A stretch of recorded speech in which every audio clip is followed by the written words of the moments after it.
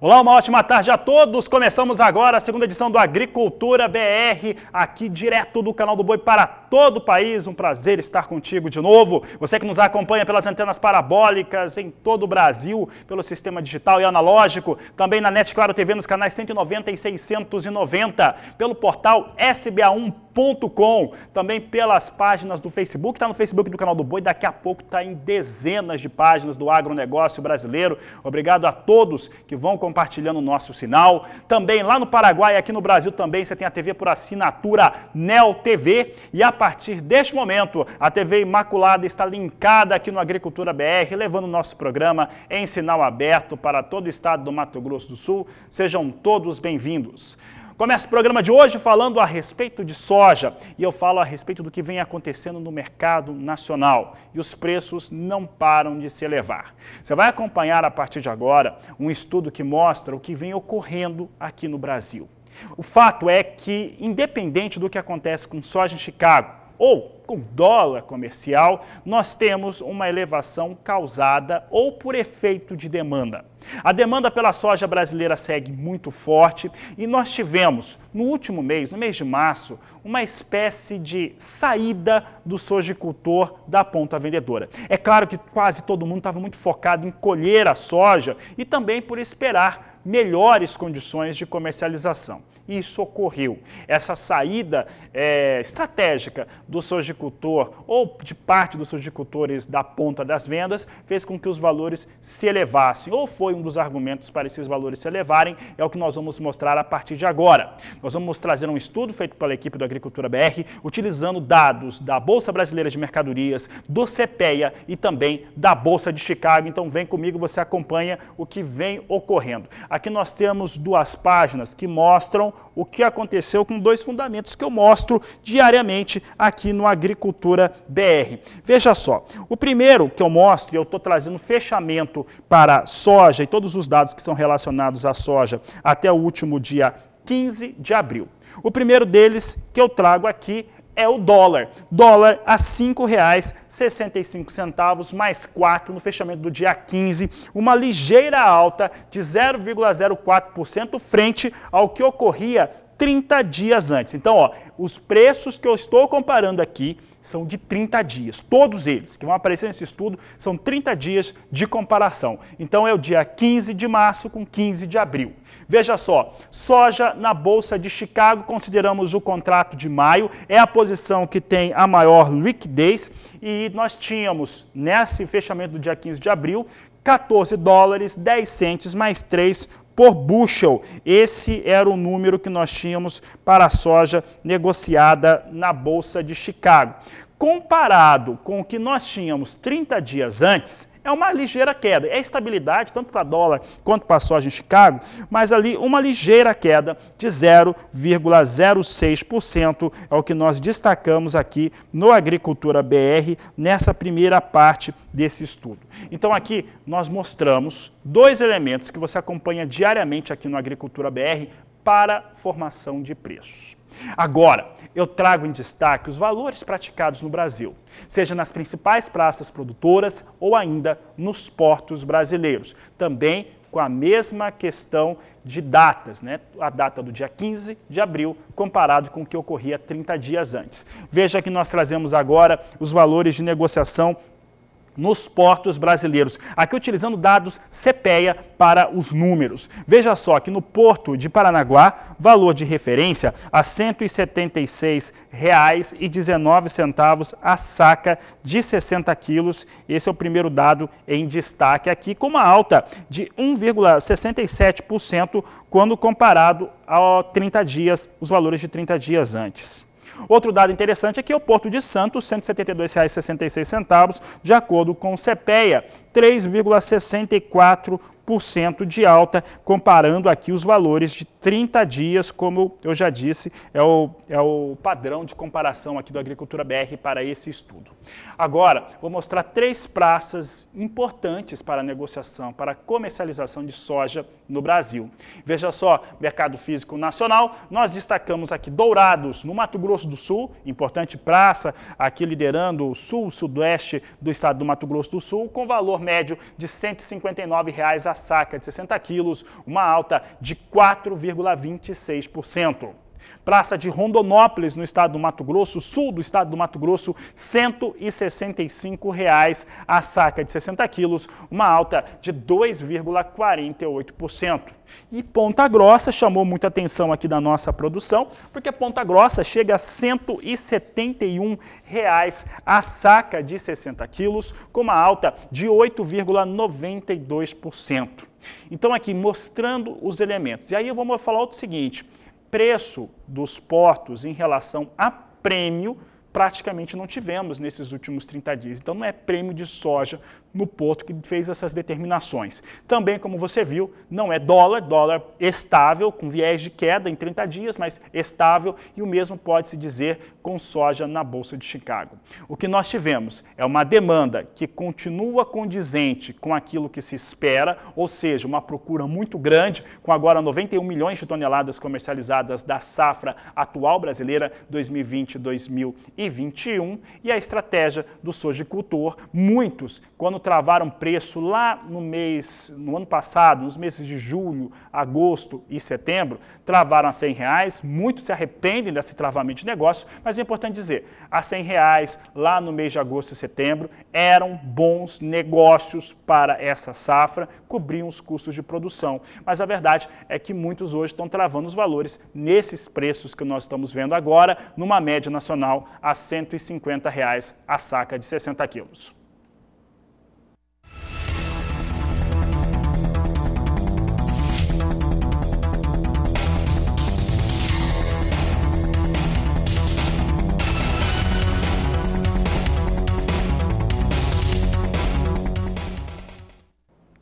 Vamos falar agora do que vem acontecendo lá naquele eixo do estado do Mato Grosso, chamado BR-163, em relação a preços para a soja e também para o milho. Quem nos mostra como é que vem o desempenho, e o desempenho é de alta e tendência de elevações, é o repórter Valdir Pacheco. Olá, os preços das commodities agrícolas têm atingido níveis recordes tanto no mercado internacional quanto no doméstico. Mesmo com os últimos 12 meses sendo marcados pela pandemia. A safra 2020-21 no estado de Mato Grosso, em muitas regiões, foi bem desuniforme devido às intempéries do tempo. Quem vai nos falar melhor sobre os reflexos nesta safra é o nosso convidado de hoje, Hernani Clay, consultor da Clay Agribusiness, corretora de grãos. Olá, Hernani, obrigado por aceitar o nosso convite. Seja muito bem-vindo aqui no canal do Boi.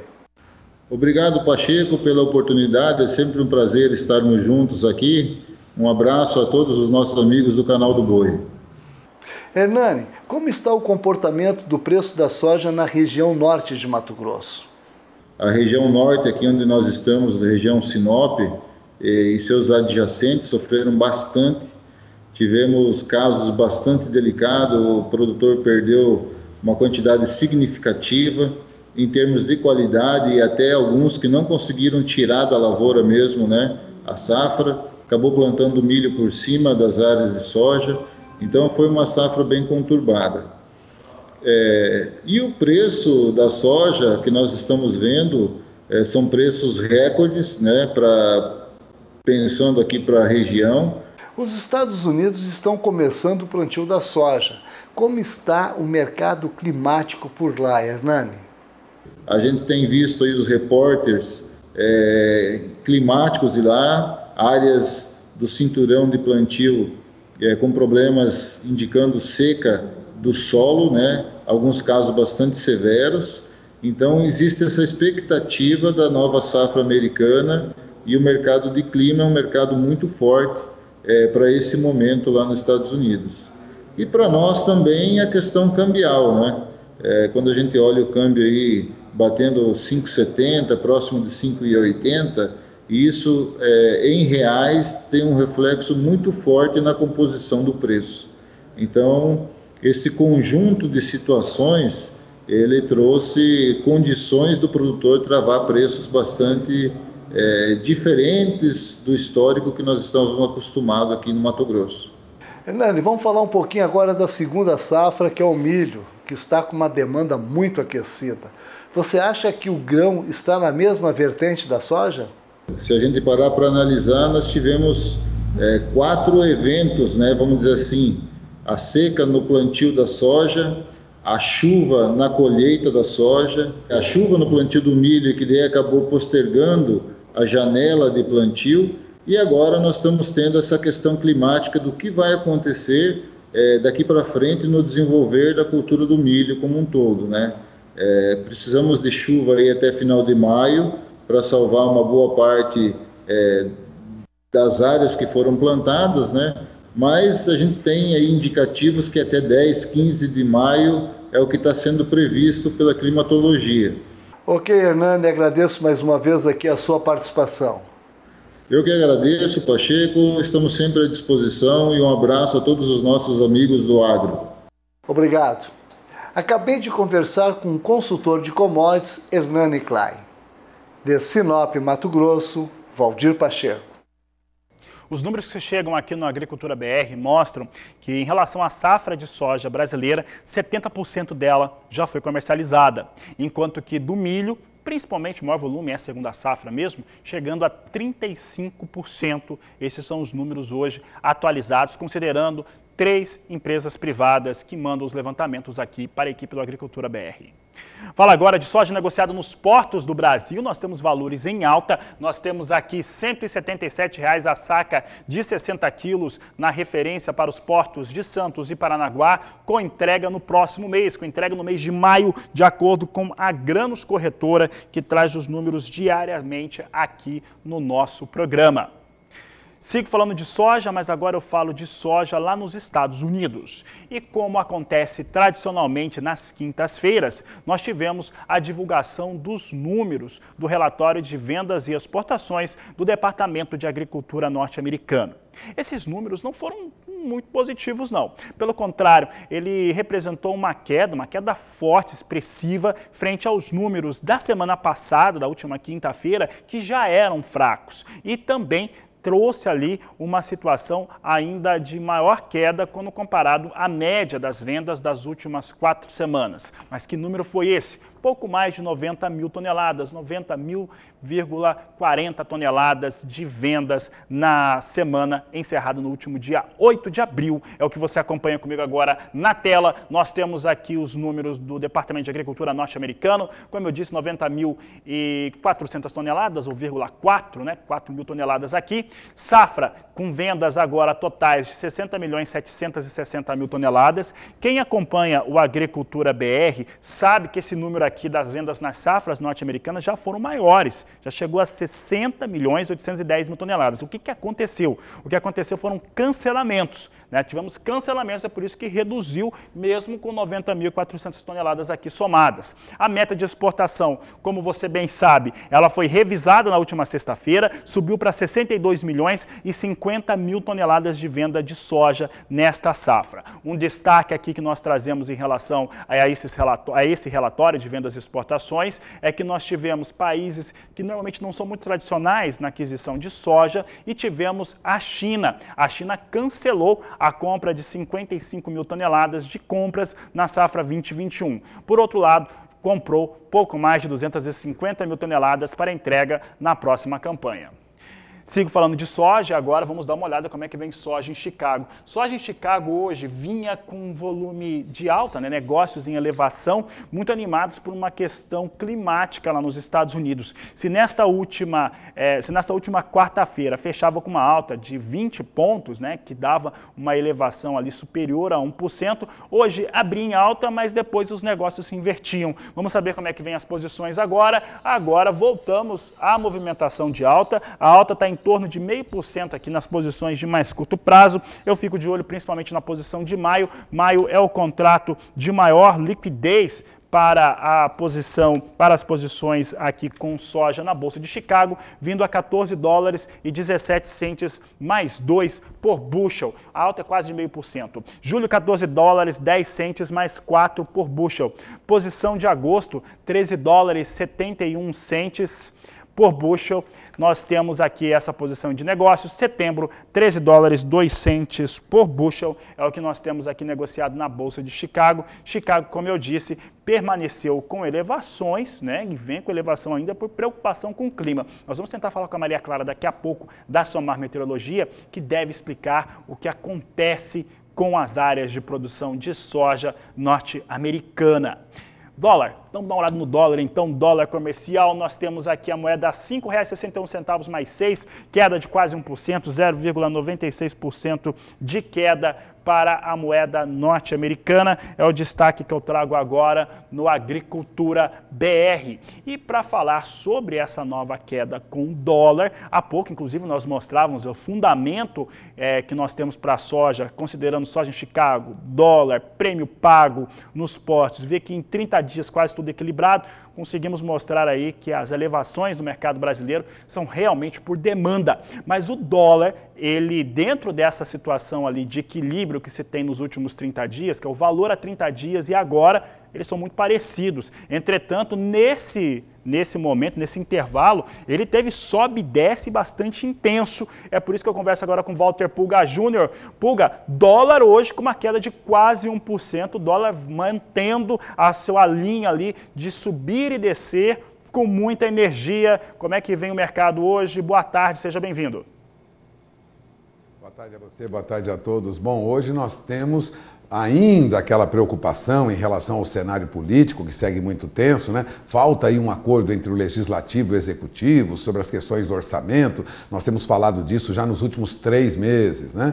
Bom, o que ocorre hoje, em especial, como lembrava o Ítalo dos Santos, da Tullett Prebon, é a chegada de dinheiro, fluxo de dinheiro da soja, não, Fabiano? O fluxo tem tido todos os dias, mas nesta época, commodities pesa muito. Veja, abril é a entrada de dinheiro da soja e maio para o milho. Então nós temos hoje um aporte de dólares que vem, resultado das nossas exportações de soja. Bom, o exterior também exerce alguma pressão sobre a moeda, de modo que nós temos agora o dólar caindo quase 1%.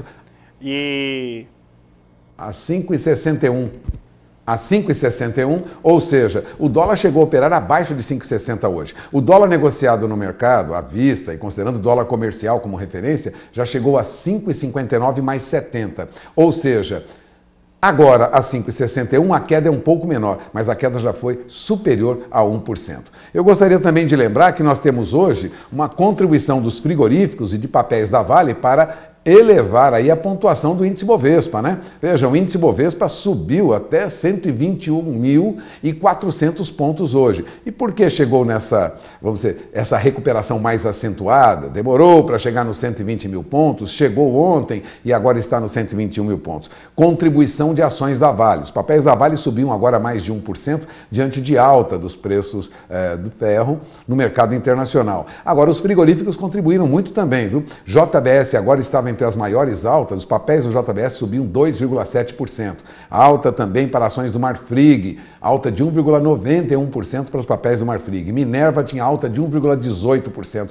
Apenas a BRF tinha uma queda de pouco mais de 0,5%. Então nós temos hoje frigoríficos e papéis da Vale contribuindo para essa alta aí do índice Bovespa. Neste momento, o índice Bovespa opera na faixa de quanto? Vamos acompanhar ali? Índice Bovespa opera agora 120.671 pontos, alta de 0,31%. Mas vale lembrar, né? Chegou a subir acima de 121.400, ou seja, agora está na faixa de 120 mil, mas a expectativa é de que haja, até o final do dia, uma recuperação do índice Bovespa, como nós vimos ontem. O mercado espera isso. É com você, Fabiano.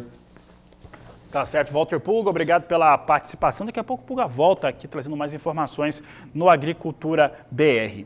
E há pouco eu falava a respeito do que vem ocorrendo com soja, milho também, lá na Bolsa de Chicago, mas principalmente soja. O que nós temos? Nós temos elevações. Essas elevações nesta última quarta-feira trouxeram um registro de alta na casa de 1,3%. Há pouco soja voltava a traçar uma trajetória de alta, vindo com elevação de pouco mais de 0,5%. Por que isso ocorre? Preocupações com a produção norte-americana. Há uma preocupação principalmente pelo fator climático, e se essa especulação vai ocorrer durante todo o desenvolvimento da lavoura. É por isso que eu vou conversar com a Maria Clara, lá da Somar Meteorologia, que está aqui comigo. Maria Clara, um prazer tê-la aqui no Agricultura BR. E como é que está esse clima em relação aos Estados Unidos, principalmente as questões ligadas ao solo para desenvolvimento das culturas? Boa tarde, seja bem-vinda. Oi, boa tarde, Fabiano. Boa tarde também a todos. Olha, a questão que mais preocupa, assim, atualmente é o frio muito tardio, né? Já para essa época do ano, não deveríamos estar com temperaturas tão baixas, assim, nos Estados Unidos. Então, isso é um fator que tem preocupado bastante a região produtora. Para os próximos dias, não há condições de uma mudança aí nesse cenário de temperaturas mais baixas, e isso acaba afetando diretamente aí na chuva, né? Já que temos uma forte massa de ar frio, então isso impede aí a formação de nuvens mais carregadas, então devemos ter pelo menos uma semana de pouca chuva nas áreas produtoras dos Estados Unidos, então uma semana bem seca, até tem uma chuva pontual, mas nada significativo. Depois disso, Fabiano, depois destes 5 dias, aí sim, a gente já começa a enxergar um padrão de elevação, já um pouco mais das temperaturas, e o retorno gradual das instabilidades. Tem alguns modelos já indicando uma chuva um pouquinho mais pontual, um pouquinho mais generalizada nas áreas produtoras, especialmente na última semana do mês de abril, comecinho do mês de maio, e a tendência é que essa chuva vá se regularizando aos poucos e as temperaturas também devam subir gradualmente, especialmente na primeira quinzena do mês de maio. Mas, por enquanto, os próximos 15 dias, pelo menos, são bem críticos para as áreas produtoras dos Estados Unidos. Fabiano? Tá certo, Maria Clara. Para encerrar, ainda, porque está frio ainda nessas áreas de produção dos Estados Unidos, ainda há área de degelo lá para os norte-americanos sobre essas áreas produtoras? Sim, ainda tem possibilidade, tem áreas aí que ainda estão, né, já tiveram, por exemplo, áreas com 130 milímetros de chuva e com temperaturas negativas. Então, isso são áreas congeladas, justamente por causa da grande quantidade de água e também pelas temperaturas baixas, e isso ocorreu em áreas produtoras. Então, essa condição aí de gelo sobre o solo ainda muito frio, muito resfriado, deve persistir nos próximos dias. Ainda tem áreas aí com muito gelo sobre o solo, isso acaba dificultando as atividades de campo, isso acaba dificultando o plantio do milho, trabalhos também de soja. Então, esse gelo em cima do solo continua nos Estados Unidos e as temperaturas não sobem suficiente para que esse gelo derreta, né, para que a gente tenha aí a transformação do gelo em água líquida. Então, nós temos pelo menos mais 15 dias de temperaturas bem perto de 0 grau, mantendo essa água congelada em cima do solo nas áreas produtoras dos Estados Unidos. Fabiano? Tá certo, Maria Clara. Eu desejo a você uma boa tarde. Um grande abraço a você. Obrigada, grande abraço a todos. Conversei com a Maria Clara, da Somar Meteorologia, falando sobre como é que vem essa questão lá nos Estados Unidos em relação a clima. E olha, daqui a pouco o assunto aqui no Agricultura BR é milho. Nós vamos falar sobre mercado, sobre a alta nas elevações e como que tem se posicionado o produtor rural em relação à comercialização. É o que você vai conferir daqui a pouco no próximo bloco. Aproveite para entrar em contato conosco. Nosso número é o 67991733737, número do WhatsApp. Eu vou para o intervalo e volto já. Bom, sempre lembro a você que a participação do telespectador é sempre muito importante, está o nosso número do WhatsApp na tela. Eu quero agradecer agora a participação de alguns telespectadores que mandaram mensagens, principalmente através de mídias sociais, mandaram para mim as mídias sociais principalmente. Então aqui eu agradeço a Maiara Cristina, também ao Joyce Oliveira, Luna Ferreira, que mandou mensagem, Vanessa Isaías, Ivo Sandrin, Breno Rezende, que mandou mensagem, também aqui ao José Schmidt e ao Cláudio Pazeto, neste momento aqui, mandando mensagem, pessoal perguntando o que houve, era o Covid? Não era o Covid, não, estava com uma inflamação no olho, não daria tempo, né? Ficou uma semana fora, mas está tudo bem, estamos de volta. Agricultura BR no ar, obrigado pela atenção de todos e a participação aqui no nosso programa. Sigo falando de milho e agora vamos dar uma olhada como é que vem o milho no mercado futuro brasileiro, negociado na B3, rapidamente, porque nós temos visto milho atingindo valores muito interessantes. Ontem nós tivemos fechamento, aqui se a minha memória não falha, a R$ 103,40 na posição de mais curto prazo, mas teve pico até de 105 nesta última quarta-feira. Neste momento, posição de maio vem a R$ 100,65, com queda de 0,27%, julho a R$ 96,57, setembro com R$ 93,00 a saca, alta de 0,40%, novembro R$ 93,82, elevando aqui 0,65%, são os negócios com milho negociado no mercado futuro brasileiro na B3. E olha, para falar sobre as altas do mercado do milho e também no mercado futuro e também no mercado físico, nós vamos conversar agora pela internet com Matheus Pereira, da Pátria Agronegócios. E nós vamos falar um pouco a respeito de quais são os elementos que têm feito com que as elevações elas venham, que elas ocorram, Matheus, principalmente depois de uma semana, um pouco mais de uma semana, cerca de uma semana após a Conab lançar um levantamento no qual disse que a produção seria maior, contrariando de certa forma o que o produtor rural está dizendo no campo, né, que a produção deve ser menor. Matheus Pereira, o que vem acontecendo no mercado? Boa tarde, seja bem-vindo. Boa tarde, Fabiano. Prazerão estar falando contigo, meu caro. E de fato, a gente tem ali uma disparidade, né, entre estimativas de órgãos oficiais e da realidade que a gente observa no campo. A nossa clientela, como você já bem disse, produtores rurais se queixam, né, da má qualidade de desenvolvimento do milho hoje semeado para safrinha. São várias as regiões ali que eu posso citar, no Mato Grosso do Sul, Sudeste de Goiás, Centro-Norte do Mato Grosso, Sul, quase todo o estado de Tocantins, o Oeste de Minas Gerais, todas regiões estas que vêm sofrendo com déficit hídrico, com estresse, um estresse de seca já presente, muito visível, né? Folhas de milho já encarquilhando, culturas pouco desenvolvidas. Então, de fato, é complicado a gente ver a realidade no campo e compactuar com aumentos de estimativas de produção, como a Conab trouxe na semana passada, que a gente vê que realmente não é algo ainda palpável. Chuvas podem voltar? Podem, é improvável, né? A gente já está numa reta final ali de janela de chuvas para a safra brasileira como um todo. A gente está se aproximando do período das secas, o que é um período sazonal, todos os anos isso acontece. Mas, de fato, Fabiano, o mercado ele vê a realidade do campo com mais bons olhos do que as estimativas da Conab. Tanto é que, desde que Conab publicou esses dados, o mercado do milho BMF só vem empilhando novas altas. Ontem tivemos aí um susto, uma liquidação financeira para contabilizar operações especulativas, só que hoje, novamente, o mercado da BMF volta a empilhar altas, um tanto quanto modestas no atual momento, viu, Fabiano?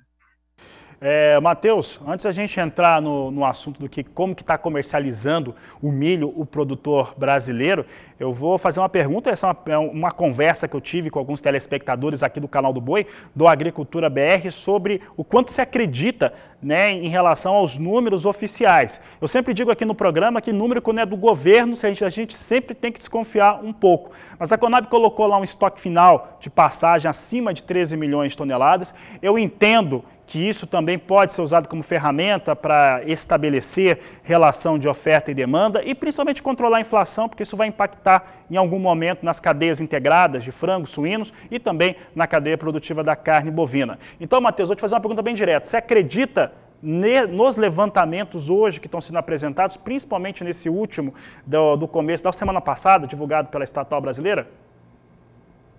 Olha, Fabiano, acreditar nos números, sim, acredito. Acredito que eles têm uma metodologia de estimativa, né, que é uma metodologia diferente que o mercado olha.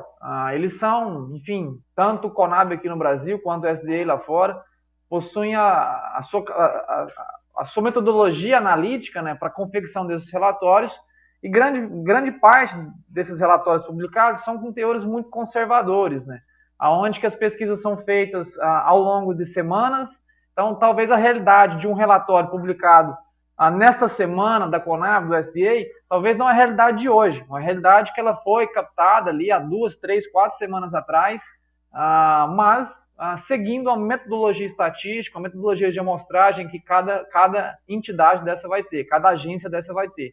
Agora, se a gente vê as estimativas atuais, tanto da Conab quanto do SDA, como estimativas que condizem com a realidade atual do mercado, eu te digo que não. De fato, como você já bem se expressou e a gente ressalta por aqui, Fabiano, hoje a complicação da qualidade de lavoura do milho safrinha, ela é algo perceptível.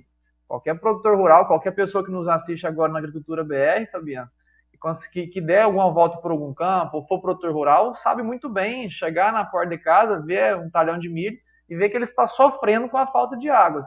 E, infelizmente, os mapas não são tão animadores ali para próximas 2 a 3 semanas. Deus, como que o produtor rural, produtor de milho, tem comercializado o seu produto e como que você espera que isso vai ocorrer a partir de agora, principalmente até a colheita dessa segunda safra? Olha, Fabiano, boa pergunta. De fato, como já ressaltado, né, a preocupação ela é evidente. Preocupação com a capacidade produtiva. Então, o produtor rural agora que está vendo esses milhos, preço do milho no futuro, preço do milho disponível, preço do milho no mercado a termo empilhando novas altas quase todos os dias consecutivos, apesar de serem preços atrativos, serem preços interessantes, produtores optam por não avançar com novas vendas, optam por realmente colocar um pé no freio e ver a capacidade produtiva desses talhões ainda em desenvolvimento, para assim ter ali alguma estimativa do que pode ser vendido. A gente tem que lembrar, Fabiano, que não muito tempo atrás, há 5 anos atrás, em 2016, a gente teve cenário semelhante, um cenário climático semelhante ao que a gente vive agora, né? E que naquele ano de 2016 acabou resultando em uma catástrofe.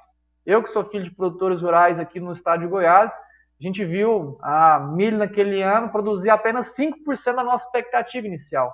Então, realmente foi uma catástrofe naquele ano. E neste ano em específico de 2021, a gente vive sinais meteorológicos semelhantes. Não são idênticos a 2016. Não estou dizendo aqui agora que esse ano vai ser uma catástrofe produtiva, só que os sinais meteorológicos, infelizmente, são semelhantes. Uma safra atrasada, poucas chuvas para desenvolvimento vegetativo, 2/3 da safra hoje de milho, safrinha no campo, ainda não pendoou. Milho que não pendoado, que necessita de muita água ainda para garantir o potencial produtivo. E se essas águas não vierem, Fabiano, por mais 10 ou 15 dias, aí sim a gente vai estar falando de quebras agressivas de produtividade para todo o centro-norte do país. Em resumo, Matheus, dá para dizer que o produtor de milho hoje brasileiro fica um pouco mais reticente no travamento de negócio? Com toda certeza. Reticente por conta de uma incapacidade de estimar se vai ter o grão para ser vendido, para ser entregue, para ser cumprido. Então, de fato, o produtor rural hoje no Brasil se sente muito averso em avançar com novas vendas, apesar de preços estratosféricos, apesar desse mercado extremamente interessante e rentável para aquele que tem uma garantia produtiva, mas ele fica incapaz de avançar com essas vendas por não ter a garantia da entrega do grão, o que é condizente, né? De fato, o produtor rural que vive essa realidade, ele tem que pôr o pé no freio, potencialmente procurar alguma proteção financeira. Nós aqui da Pátria fazemos com a clientela, né? Proteger financeiramente, mas deixar em aberto ainda essa comercialização de futuros. Tá certo. Então, eu quero agradecer a sua participação aqui no Agricultura BR, Matheus. Um grande abraço a você. Um abração, Fabiano. Grande abraço. Conversamos com Matheus Pereira, da Pátria Agronegócios, sempre trazendo informações importantes para o produtor rural brasileiro.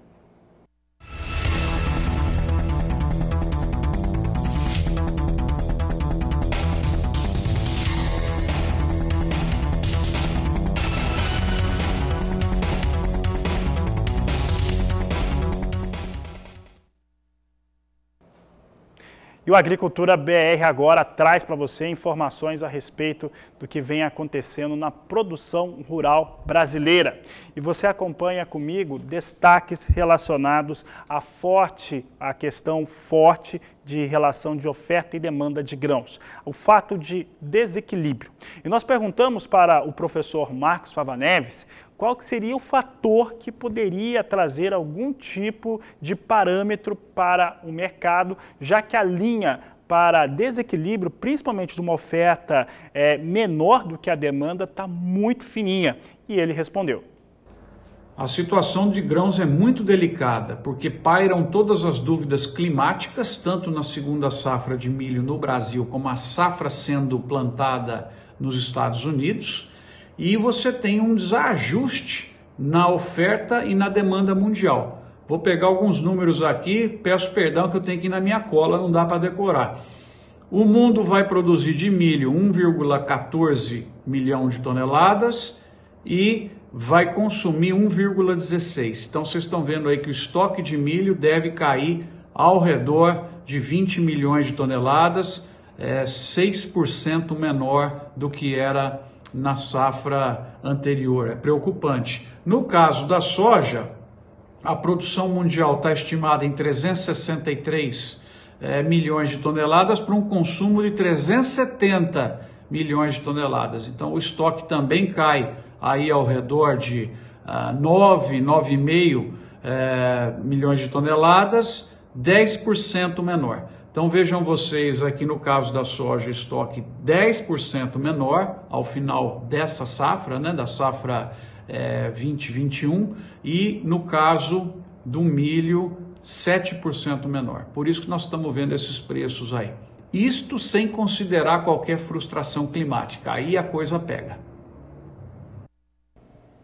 Está aí o professor Marcos Fava Neves, participação diária aqui no Agricultura BR.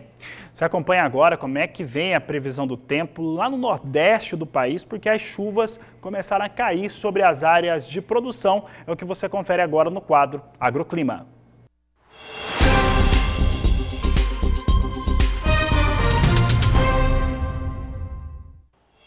Essa semana tivemos registro de muita chuva no Nordeste brasileiro e algumas cidades registraram pontos de alagamento. Essa chuva é provocada por um grande fluxo de umidade que vem do oceano e mantém as nuvens carregadas entre Sergipe e Rio Grande do Norte. As regiões metropolitanas desses estados podem registrar transtornos ainda hoje, principalmente João Pessoa e Recife. Entre Ceará e Amapá, a chuva forte continua por conta aí da zona de convergência intertropical, que está mais intensa nesta semana, provocando mais chuva na faixa norte do país. Mas pancadas de chuva com trovoadas também serão observadas entre o norte de Mato Grosso e Amazonas. Já nessas áreas mais claras do mapa, o produtor vai encontrar tempo firme desde a Bahia, passando por Mato Grosso, Goiás e até a Serra Gaúcha. A umidade relativa do ar também diminui e pode ficar abaixo dos 30%, sobretudo na Bahia e Minas Gerais. Em Dourados pode chover entre a tarde e a noite, mas pouca coisa, temperatura alta com máxima aí de 34 graus. Já os produtores de algodão em Barreiras encontram tempo firme, nada de chuva e máxima acima de 30 graus. Em Cruz Alta, no Rio Grande do Sul, chuva rápida, mas com risco para trovoadas durante a noite. Em Sinop, hoje a previsão é de quase 10 milímetros de chuva, com máximas de 31 graus.